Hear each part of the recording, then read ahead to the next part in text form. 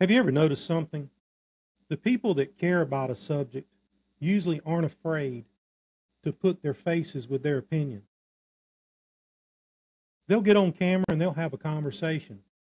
They'll explain why they believe what they believe. And then there's the other people. I call them comment cowboys.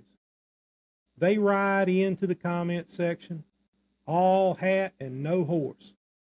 They throw out one or two lines designed to stir up trouble and then gallop off before anyone can have a real discussion. They don't want conversation. They want a reaction. They want to stir the pot. Recently, one of those comment cowboys got offended because I said something that apparently struck a nerve. I was talking about catching people trespassing on the property during a certain hunting season. We had photographs, we documented it, and then I made a statement that statistically during that season, it generated more hunting-related trespassing complaints than any other hunting, fishing, or trapping season, and that's nationwide. And that's also based on records kept by the state in Freedom of Information Act requests. Immediately, people jumped in the comments claiming I was attacking those hunters. Here's the problem. It wasn't my opinion. It wasn't me stereotyping anyone. It wasn't something I made up because I don't like those type of hunters. I like all hunters. That statistic came from a Freedom of Information request. It's data. If the numbers change next year, the statistics will change, and I'll talk about that too. But statistics don't care about your feelings. And let's be clear about something. I don't have a problem with any type of hunter. In fact, I don't have a problem with anybody hunting our property if they've been invited. If you're willing to help maintain the property, respect the rules, and hunt with permission, you're welcome. But if you show up without permission, you are trespassing. It doesn't matter whether you're carrying a turkey call, a deer rifle, a fishing rod, or a metal detector. Permission does matter if it's posted. And there's rules on posted and unposted land. And then there's another comment cowboy that rode into town. They wrote something along the lines of, "Funny how you're suddenly worried about trespassing when it isn't your dog." Now that one actually stopped and made me laugh, because anyone who's followed me for more than 5 minutes knows I've been saying the exact same thing for almost a decade. I've repeatedly said that there's a difference between an accident and a habit. If dogs cross property lines on an accident, it happens. But an accident doesn't happen every day. If every time you cut your dog loose, he's running into your neighbor's property, that's no longer an accident. That's a management problem.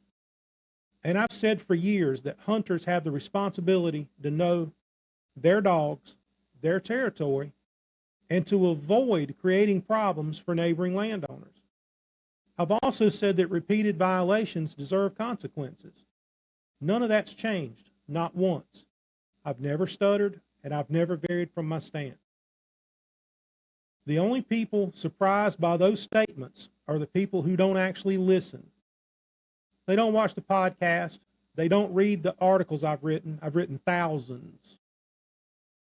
They don't hear the full discussion. They don't know the context. They read one sentence, invent the other 99, and then argue with the version they created in their own heads.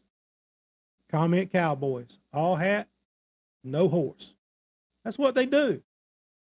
Social media has created an interesting phenomenon. Some people generally want to learn, and some generally just want to disagree.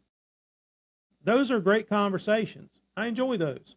But there's another group that doesn't come looking for understanding. They only want conflict. They're not interested in facts. They're interested in scoring imaginary internet points. And usually they disappear the moment you ask them to have an actual conversation. If you're confident enough to type it, you're confident enough to say it. turn your camera on and come on the podcast. We'd love to have a respectful discussion. You might change my mind. I might change yours. Or maybe neither one of us changes our minds, but at least people watching get to hear both sides. That's how conversations work. But dropping a drive-by comment and disappearing, that's not debate. That's entertainment. So the next time you see a comment cowboy ride through the comments, remember, real conversation happens face to face and not behind a fake profile. Comment cowboys just ride through kicking up dust. Last night, I had a person that was going to be on the podcast. They confirmed the discussions had been happening over a couple of days. The discussions had been going on since June, and it's July. So it wasn't a surprise for anyone. Just before the podcast was supposed to go live, started coming up with all kinds of excuses why they couldn't be there. Well, folks, let me tell you a little secret. I wasn't even wanting to do that podcast.